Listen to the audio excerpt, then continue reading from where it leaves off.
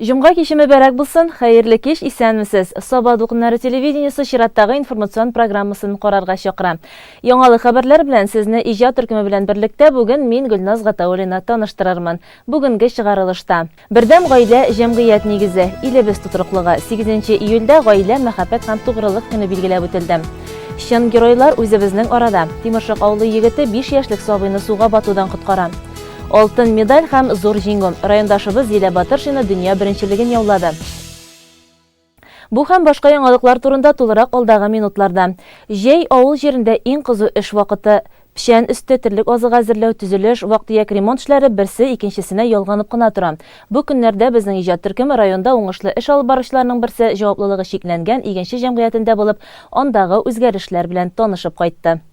Игенче районда инициатива белән эшли башлаган яшь һәм перспективалы җәмгыять. Монда килгән сайын 100 төрле уңай үзгәреш каршы ала.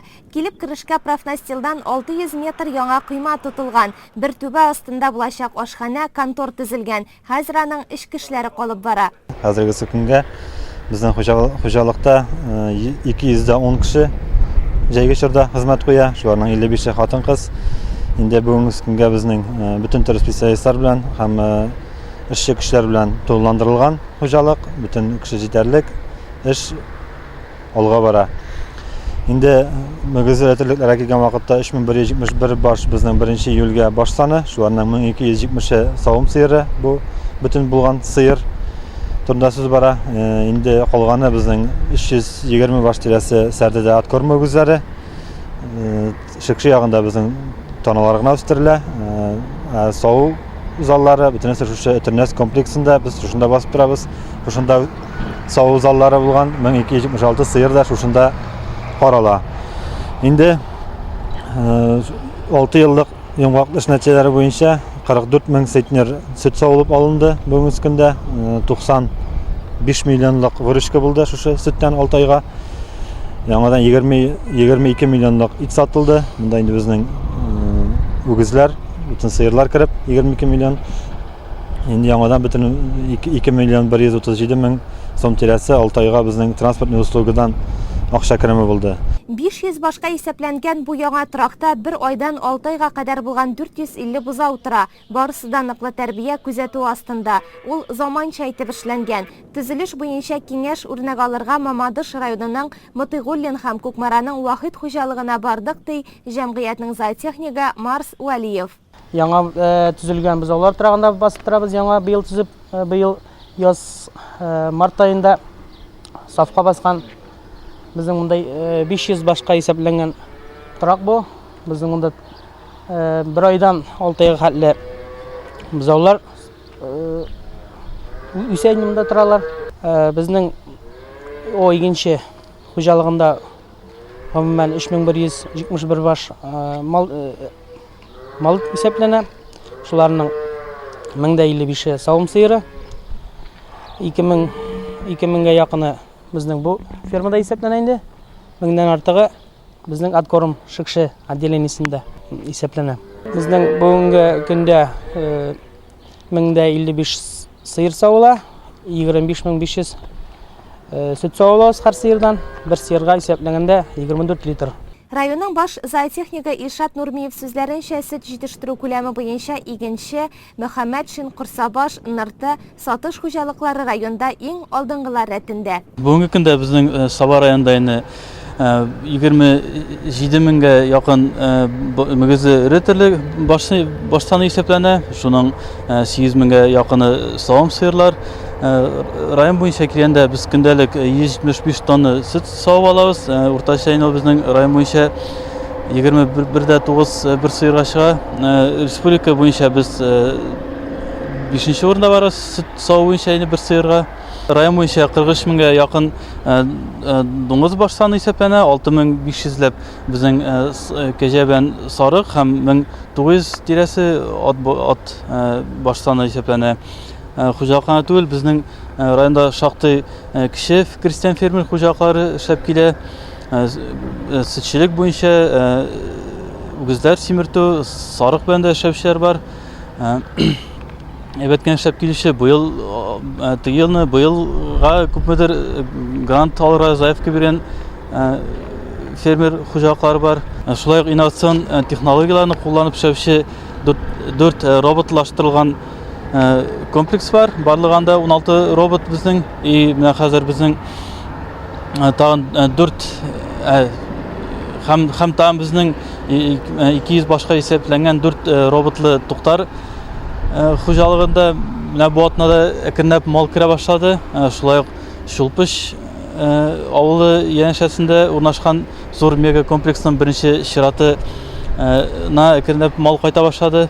Сөтчелек комплексы биләмәсендә 8 синаж чокыры бар. Шуның икесе шушы көннәрдә генә ясалган. Тагын 3-се Шикша авылында. КАМАЗ машиналары тоткарлыксыз савым сыерларына борчак синажын ташып кына тора. Бүгенге көнгә 4137 тонна күп еллык һәм 1276 тонна көзгә арыштан яшел масса әзерләнгән.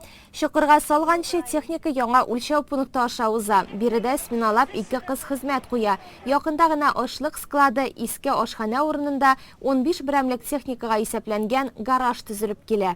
Хайран гына техникалар алынды. Быелга чыккач, 2019 елга чыккач менә GCV погрузчиге алынды. Яңа МТЗ-82, опрыскиватель, КРН, бу инде кукуруз арасын шката торган агрегат, яңадан культиватор, КПС-4лар 2 алынды. Яңадан сплошной обработкага Полярис алынды безнең. Бу җир техникалары буенча, чөнки техникаларны яңартмыйча гына игенчелектә дә, терлекчелектә дә алга китеп булмый. Инде алга таба да инде безнең бу техникаларны яңарту паркы алга таба да эшләячәк. Яңадан быелгы елда инде безнең яңалык булып килеп керде. Бүтән төр техникага да без куйдык GPS навигаторлар, бу расход топлива. Инде бу гына түгел, без яңадан алдык бер бензовоз. Буларны бензовоз и 2 якта 2 отделениедә да эшләдек. Заправкаларның колонкалары безнең бүгенге көндә карта белән генә бирә торган. Һәр трактористта, механизаторда, шоферда бар индивидуальный карточка. Шушы карточка нигезендә алар заправкага килеп, үзләренә куйган лимитны заправить алалар. Һәм бу бухгалтерия эшендә, үзебез эшендә бик учет ягыннан да бик отышлы таптык без моны. Бүгенге көндә бүтән техникада шушы расходомерлар бар. Һәм измә ягында, Шикша ягында да заправкаларны без яңадан үзгәртеп эшләдек. Боткаларын, скатларын. Иң күзгә ташланган күренеш биләмәнең чәчәккә күмелеп утыруы. Соңгы елларда хуҗалыкларда декоратив агачлар, чәчәкләр утыртуга, төрле фигуралар ясауга ныклы игътибар бирелә башлады. Аеруча Сатыш җәмгыятенең Бигәнәй филиалында Мөхәммәдшин Килдебәк хуҗалыкларында бу эшкә иҗади якын килгәннәр. Күргәнебезчә, соңгы елларда безнең яңа иркен фермалар төзелеп килә. Аларның эчендә чисталык һәм пөхтәлек хөкем сөрә. Безнең терлекчеләребез эштә генә чисталык белән калмыйлар, ферма территориясендәге матурлык белән шөгыльләнәләр. Аларның бөтен төп эшләреннән тыш алар чәчәкләр, агачлар, куаклар утырталар, территорияларны чабалар. Безнең елдагыча терлекчеләр Сабантуй алдыннан конкурс игълан ителә. Ямләндерү буенча без аның нәтиҗәсен слетта ясыйбыз. Бер кешене дә буш калдырмыйбыз инде. Беренче, икенче, өченче урынны бүлеп бирмәсәк тәген. Һәрберсен номинациялап бүлеп бирергә тырышабыз. Алай чәчәк утыртмый калган фермаларыбыз безнең бик сирәк. Күбесенчә инде менә күргәнегезчә бөтенсендә дә алтын куллы терлекчеләребез фигуралар ясыйлар. Төрледән-төрле матур чәчәкләр үстереп ямләндерәләр. Хәзерге вакытта мин аларга беренчедән бик зур рәхмәтемне әйтәсем килә. Алар инде үз төп эшләреннән башка шуның белән шөгыльләнәләр. Һәм калган елларны дагы шулай матур итеп традицияны саклап килербез дип ышанып калабыз инде. Биредә авыл хуҗалыгының кайсы гына тармагын алсаң да, барысында да эш җайга салынган. Хезмәт хаклары яхшы, иң мөһиме вакытында түләнә. Планнары алдагы көнгә куйган максатларына ирешү. Киләчәккә планнарга килгән вакытта инде шушы безнең инде задача куелган синаж массалары, силос массаларын әзерләү, яңадан инде печән икенче укыстан безнең основном әзерләү. Без беренче укыс печәннән халыкка защит зарплаты өләштек основном. Инде менә хәзер 1 еллык үләннәр, кормоспецларны алу тора планда.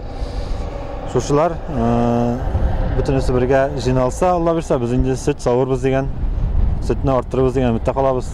Иртәгә байлар сабасының Сабантуй мәйданында терлекчеләр слеты булачак. Алны-ялны күрми эшләүче авыл уңганнары иң югары хөрмәткә лаек. Бүтән хуҗалык җитәкчеләрен, терлекчелектә эшләүче специалистларны һәм бөтен хезмәткәрләрне шушы бәйрәммен котлыйм. Эшегездә уңышлар, гаиләгездә иминлек телим. Мул продукциялар алып, бергә матур итеп эшләргә язсын. 8 июль илебездә гаилә, мәхәббәт һәм тугрылык көне буларак билгеләп үтелә. 2010 елдан башлап Саба районында да иң күркәм һәм башкаларга үрнәк булырлык гаиләләргә гаилә, мәхәббәт һәм тугрылык өчен медале тапшырыла. Бу ел аңа 2 басуар таш авылында яшәүче Әхмәт Гаян һәм Гандалиф Кәримовлар гаиләсе лаек булды. Әхмәт Гаян абый белән Гандалиф апа икесе дә 2 басу Арташ авылында туып үскәннәр. Икесе дә сугыш чоры балалары. Икесенең дә әтиләре Бөек Ватан сугышында һәлак була. Әниләренә булышу өчен яшьтән үк тормыш арбасына җигеләләр. Үзләре дә эш белән үтте инде гомер дип куялар. Жизнегенә класс укыганда без ул күп булмады. Безнең укулар 11-гә китәрлек булмады инде дип әйтәм. Без жизнь классны бетердек. Шуннан фирмага инде. Фирмада эшләдек. Фирмага сарык каралга безгә авылдан бозаулар да җыеп бирделәр. Шуларны да карадым мин бу ат белән инде. Бабаят белән. Аннары соң сыер кайтардылар 60 тона маматыштан. Шуларны карап сыер итеп җылы брендик бусавып үсмер чак бит инде ул. 57 елда эшли башладым инде мин. Тәшем белән 15 ел утынып шәдерик. Урманга эштән кайткач китәдерик. Пешәне дә шаптыкта эштән кайткач шалгыларны шарга күтәреп менеп китте урманга. Шуннан җыйып кайттык. Утыннарны, пешәннәрне дә шаптык бергә тиеп, икәү улахата балалар яшь бит инде. 1961 елның 27 декабрендә Әхмәт Гаян абый белән Гандалиф апа гаилә коралар. Нинди генә эшкә алынсалар да, гел икесе бергә эшлиләр.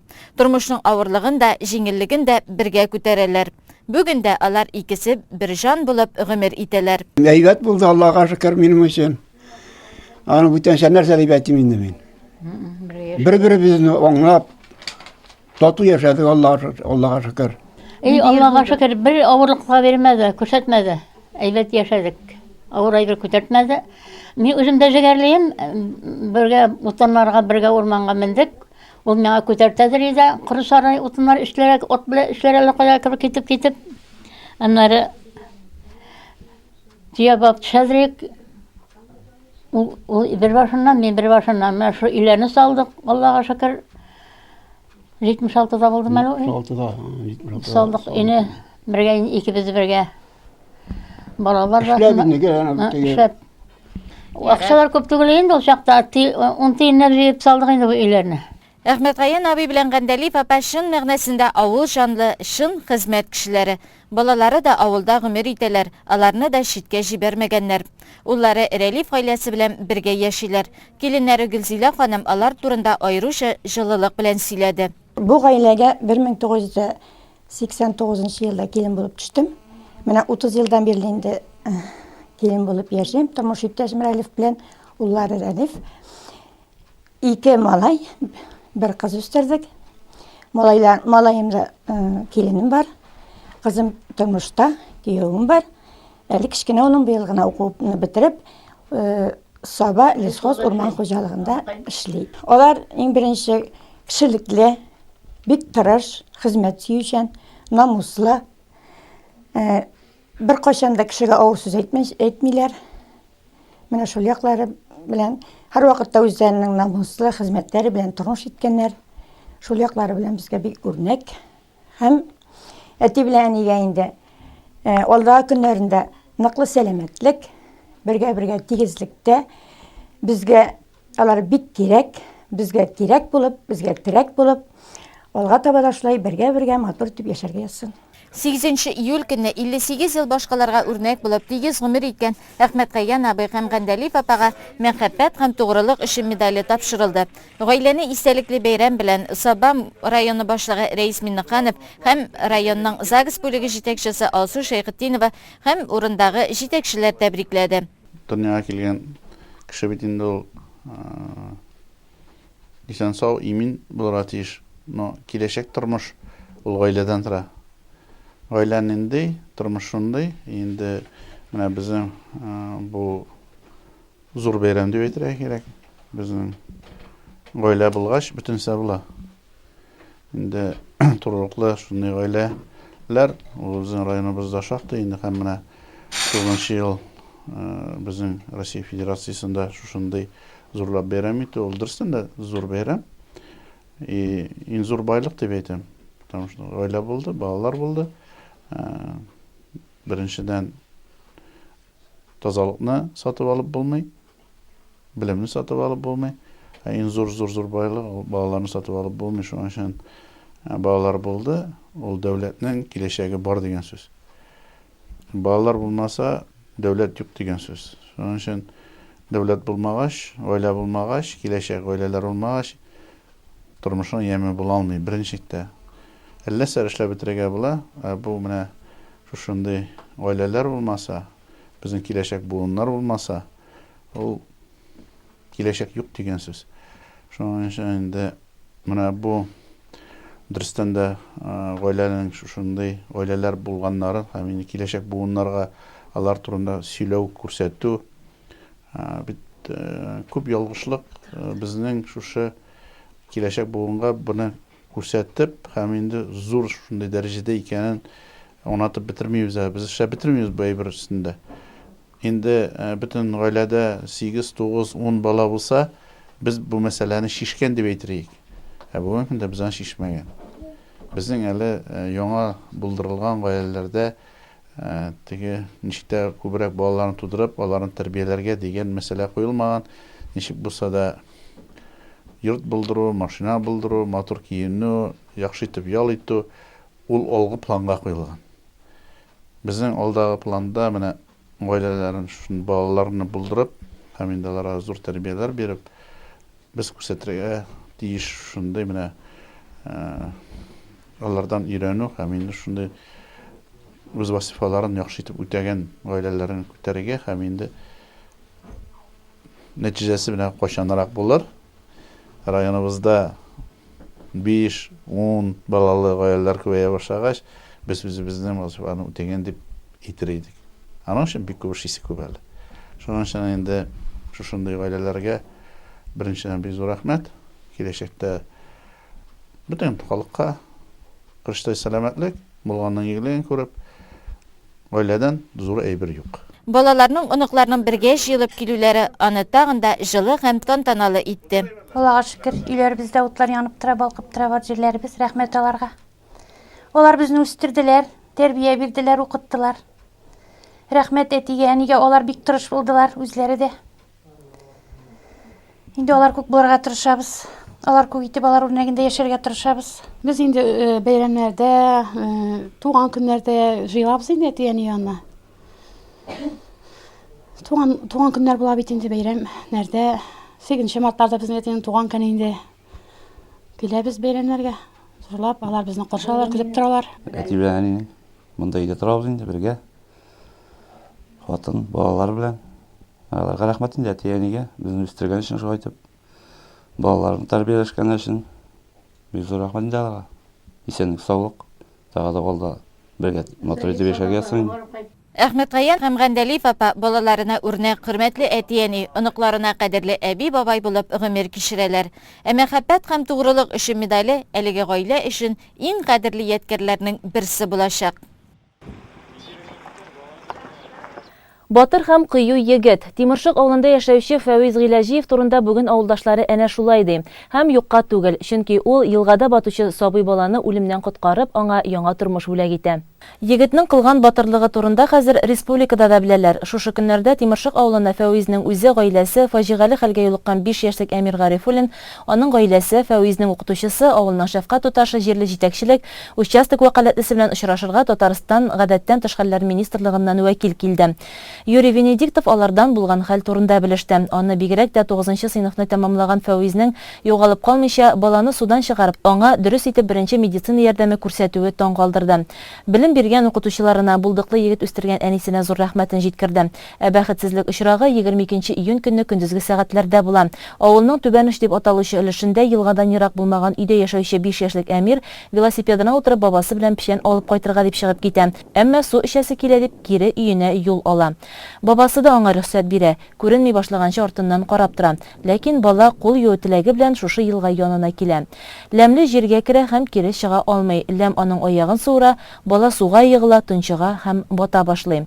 Фәвиз бу вакытта шул тирәдән үтә, елгадан килгән сәер тавышаны җәлеп итә. Мин аяк юарга дип кенә төшмәкче идем. Монда төштем, монда теге кырларда етегендәрәк сәпит ятай, сәпит яткач кеше бардыр дидем, якка карандым.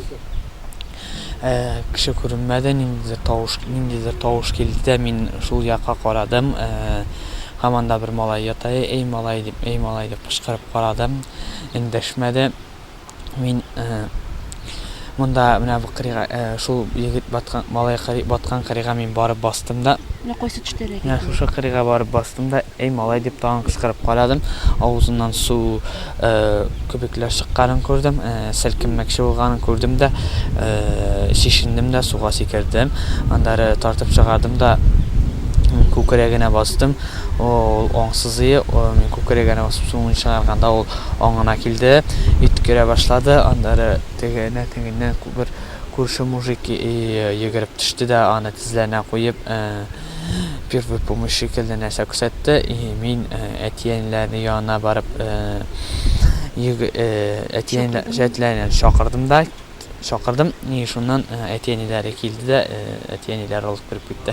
Горурланам да, һәрбер кеше шулай күргән булса, һәрбер кеше шулай эшләгән булыр иде дип ышанам. Егет әлбәттә бу турыда күп сөйләргә яратмый, кылган гамәле бәяләп бетергесез. Сабыйның гаиләсе исә Фәвизгә, аның гаиләсенә шиксез рәхмәтле. Чөнки соңга калынган минут-секундлар аларга төзәтеп булмаслык зур кайгы китергән булыр иде. Бүген бала шөкер исән-сау. Әнисе Әлфия әйтүенә караганда, судан куркуы гына калган. Фәвизнең әнисе Гөлфәндә ханым да улы белән нык горурлана. Дөрестән дә мин улым белән горурланам. Фәвиз шул хәтле тырышып ала инде ул 5нче класстан бирле менә минем белән бөтен хуҗалыкны алып бара. Бүгенге көндә 2 сыерым бар. Ул 2 сыерны да савучы, үгезләрне дә, бөтен малларны караучы шул бала. Ул укуда да бик акыллы, бик тәртипле булды инде. Класс җитәкчеләренең, бөтен укытучыларның уң кулы булды. Аллага шөкер, Аллаһ Тәгалә аңа шуның хәтле сәләтне дә биргән инде. Бик горурланам. Әле ул бала минем 3нче буын туганымның баласы. Бүгенге көндә менә шушындый батырлык эшләгән икән минем улым. Аллага шөкер, ул бала исән-сау икән. Бик күп куаныч инде ул. Барыбызга да 2 ул үстердем. 2 улым да Аллага шөкер. Исән булса әтиләре бик горурланыр иде. Бик сөенер иде. Мин сөенәм. Әтиләре өчен дә бәхетле яшәсеннәр. Минем 9нчы сыйныф укучым Гилязиев Фәвиз. 5нче сыйныфтан алып 9нчы сыйныфка кадәр минем класста укыды. Бик тырыш, эшчән, тәртипле укучы. Аның уңышлары бик зур. Елдан-ел уңышларга ирешеп барды. Өйдә әнисенең уң кулы булды. Бөтен эшне башкарды. Һәм инде мәктәптәге минем уң кулым булды. Һәр вакыт актив, бөтен яктан дагын булган егет. Һәм инде нинди мәктәптә нинди чара булса дагы, ул инде иң беренчеләрдән булып башлап йөрде. Һәм аның тагын республика күләмендә алган урыннары дагын байтак. Ул безнең театр өлкәсендә иң мәктәбебезнең йөзек кашы дип әйтә алабыз инде. Театр өлкәсендә республика күләмендә аның 1нче, 2нче, 3нче һәм диплом дәрәҗәсендә алган грамоталар дагын байтак. Фәвизгә 9нчы сыйныфны тәмамлагач уңышлар, бер кайчан да югалып калмасын. Ел башыннан республика сулыкларында 2019 елның шушы чорына 23 кешенең гомере өзелгән. 2018 елда бу сан 42 булган. Фаҗигале соннарның кимүе күзәтелә. Бу мәгариф полиция бүлекләре белән бергә уртак профилактик эшчәнлек нәтиҗәсе дип саный Татарстан Республикасы буенча гадәттән тыш хәлләр министрлыгының су объектларында халык иминлеген тәэмин итү бүлеге җитәкчесе Юрий Венедиктов. Һәр хәлдә Тимершык авылында булган очракта батырлык эшләгән егетнең гамәленә ул яхшы бәя бирде. Әнисе биргән тәрбия һәм мәктәптә алган белемнәренең ныклы булуын ассызыклады һәм министрлык тарафыннан бүләкләнүгә тәкъдим итәчәген белдерде. Да, действительно, Фавис совершил героический поступок, что подтверждено показаниями всех очевидцев. Спас ребенка, причем не только спас его из вот этого водоема, но и оказал первую добровольческую помощь, что является, наверное, самым главным в этой ситуации. Не будь оказана первая помощь, ребенок мог быть погибнуть даже в больнице. Что касается этого водоема, этот водоем, как мы видим, совершенно не предназначен для купания. Есть табличка, которая установлена органом местного самоуправления, что купаться здесь запрещено. Поэтому купаться, конечно, в таких местах не следует. Здесь очень вязкое дно. Этот водоем предназначен для хозяйственных бытовых нужд. Здесь выгуливают, поют скот, птицы здесь выращивают. Дно очень вязкое и илистое, поэтому купаться здесь есть опасность для жизни и здоровья людей во время купания в таких водоемах. Купаться в таких водоемах категорически не рекомендуется. Кроме того, если есть табличка, информационное табло о том, что купание запрещено, органы местного самоуправления, а именно глава муниципального образования, может применить к нарушителям административное воздействие. То есть за такое нарушение Кодексом Республики Татарстан об административных правонарушениях предназначен штраф по статье 3.10 на гражданина от 1500 рублей. Такая практика уже есть в республике. Составлено на сегодняшний день более 50 протоколов на нарушителей правил купания в необорудованных местах. Я, естественно, буду вносить предложение на имя начальника главного управления министра МЧС Республики Татарстан о представлении этого мальчика Фавиза к награждению. Какой будет вид награждения, об этом уже будет принято решение. Или правительственная награда, медаль за спасение погибающих, или ведомственная награда, или иной вид награждения. Юрий Венедиктов әти-әниләрне уяу булырга чакыра. Кечкенә балаларны бигрәк тә караучысыз калдырмаска өнди. Кечкенә генә елгачык булса да хәтәр. Шуңа күрә биредә су керү тыелган. 5 яшьлек Әмир Гарифуллинны да, аны коткарган Фәвиз Гыйләҗиевны да Ходай саклаган. Киләчәктә дә бәхетле гомер итсеннәр. Районыбызның Сабатаңнары газетасы ел сайын июль айында лотерея уйнатып, газетага язылучыларны сөендерә. Быел да бу күңелле чара үткәрелде. Лотереяда катнашу өчен редакциягә 271 квитанция китерелгән иде. Сабатаңнары газетасы төрле конкурс бәйгеләрне еш үткәрә. Аларны төрләндереп үткәреп тә укучыларны җәлеп итә. Уен конкурслар үткәрүдә еш кына интернет шелтәренә дә мөрәҗәгать итәләр. 2019 елның 2нче ярты еллыгына газетага язылу төгәлләнгәч, лотерея уенына да чират килеп җитте. Быел лотерея 271 газетага язылушы арасында үткәрелде. Лотерея башланганчы Саба районы башлыгы урынбасары Расих Закиржанов редакция коллективы белән очрашты. Без 2нче ярты еллыкка шушы район газетләренә һәм республика газетләренә язылуны тамамладык. Безнең бүгенге көндә район газетына язылучы саныбыз 2450 хуҗалык язылды безнең Саба районында. Мин инде әзрәк күпмедер божга узган елларга караганда күпмедер әзрәк артка чигенсәк тә, но барыбер дә күбесенчә безнең әле гражданнарыбыз шушы безнең район газеты белән кала. Чөнки без анда официаль Саба район советы һәм башкарма комитетының карарларын, боерыкларын чыгарабыз. Икенчедән инде без анда тулаян тормышны да яктыртырга тырышабыз. Бу инде килсә безнең бөтен вакыйгалар үзенең урынын алып баралар шушы газетта. Ул шушы республика масштабта үтә торган мероприятияларга да, чараларга да килсәк, районда үтә торганнар бөтенесен тулайын алар шушы үзләренең газет битләрендә яктыртып баралар. Инде тормыш булгач төрлесе була. Инде күрәсез анда безнең күпмедер рекламаларыбыз да кирип китте, но бу инде көн мәсьәләсе булып тора, чөнки газет үзен акларга тиеш, ул күпмедер үзе дә табыш табырга тиеш, дәүләткә генә ышанып торып булмый. Инде әйтеп китәргә кирәк шунсы да, безнең инде газет мондай кагаз битләрендә генә чыкмый, интернет изданиесе да бар, бүгенге көндә ул да күпмедер районда таралып киләчәк. Инде чыгып карыйлар безнең редакция коллективы чит илләр белән дә тыгыз элемтәдә торырга тырышалар. Күпмедер моның эше башланды. Анда язылучыларның саны әллә ни мактанырлык әйтеп булмый. Булмаса да барыбер алар бүгенге көндә бар. алар белән тыгыз элемтәдә. Бөтенесе дә моның киләчәктә гәзиткә уңай, язылучыларга инде үзләре аларның теләкләрен дә әзрәк карап, бер гәзитнең редакцияның эш планына кереп, үзләренә бер тергеч булып торыр дип торам. Менә барабанга лотереяда катнашачак квитанциялар тутырылды, бүләкләр әзерләнде. Безнең менә шушындай ачкычлар җыелмасы уйнатыла. Зифат алты. Хәзер балам әйдә хәзер барабанны әйләндерәсеңме? Әйләндер. Әйдә бу якка әйләндер. Крути. Стоп. Әйдә, Милана. Карамыш. Ой, гәргә. Безнең бәхетле приз иясе Шамилова Алсу Килдебек, школьный урамы 14-нче йорт. Котлыйбыз Шамилова Алсу. Менә шушындай ачкычлар җыелмасы. Быелгы бүләкләр аеруча ир-егетләр өчен дип аталган иде. Иң зур бүләк пешен шапкыш триммер байлар сабасыннан Гөлнур Газизуллинага чыкты. Саба таңнары газетасының баш мөхәррире Рөстәм Исмәгыйлев быелгы лотерея уенына нәтиҗә ясады. Лотерея уенын без елда шушылай традициягә кертек инде. Алып барыла июль айында без аны июль уртасыннан калырга тырышмыйбыз. Подписка әбүне тәмамланганнан соң квитанцияларны халыктан җыеп алабыз да, мөрәҗәгать белән чыкканнан соң газет укучылары әлбәттә инде бик кызыксыналар, сорашалар бу турыда.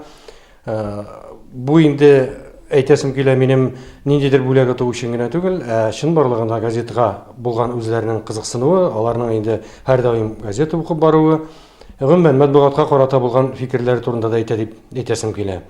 Без инде бүләкләрне сайлаган вакытта быелгы елда президентыбыз тарафыннан эшче һөнәрләр елы буларак игълан ителгәч 2019 ел шул юнәлештәрәк сайларга тырыштык. Чөнки алганнан соң инде дә булса бүләкне, аны эшкә җигәргә, аның белән кулланырга, ул инде истәлек булып кына яту түгел, нинди дә булса файдада китерсен дигән максат куеп эшләдек. Һәм инде ачкыч наборлар төрле форматтагысын алдык. Менә соңгы супер призыбыз инде әлбәттә триммер печән чапкычы иде. Беләбез, бүгенге көндә безнең печән яңгыр ява тора, печән үсә тора, бүгенге көндә бик кирәкле корал. Һәм инде ул безнең газета укучыбыз, откан газета укучыбызга дагы ярдәме тияр дип әйтәсем килә. Без мөрәҗәгать иткәннән соң газета укучылардан 271 квитанция җыеп алдык. Әбүәнә инде үзе тәмамланды 2454 дәнә белән. Дөрес, башка елгыларга караганда түбәнрәк күрсәткеч. Шулай булса да, әйтәсем килә, бүгенге көндә әле халык районда барган вазгыять белән, икътисад белән даими кызыксынып бара, газета бикләреннән укый. Әлбәттә инде параллель рәвештә бара торган безнең электрон газетабыз, Саба таңнары сайты оештырылды. Шуннан да кызыксынып бара. Аннан инде күбрәк безнең яшьләр тартылалар. Бүләкләр лотерея ярдәмендә үзләренең ияләрен тапты. Калганнарга 2019 ел ахырына кадәр Саба таңнары газетасы килеп торачак. Андай яңа конкурс, уеннар кабат булачак. Татарстанның Саба районы Сабантуй спорт мәктәбенең стендка ату бүлеге укучысы Зилә Батыршина юниорлар арасында үткән дөнья беренчелегендә скит дисциплинасында алтын медаль яулады. Бу стендка ату тарихында Татарстан спортчыларының тәүге уңышы. 8 июль көнне кич белән Зилә Батыршина Казан халыкара аэропортына кайтып төште.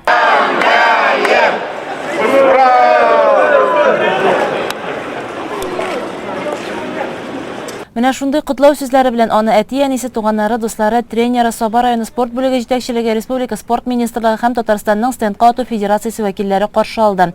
Ярышлар бу көннәрдә Италиянең Ланата шәһәрендә үтте.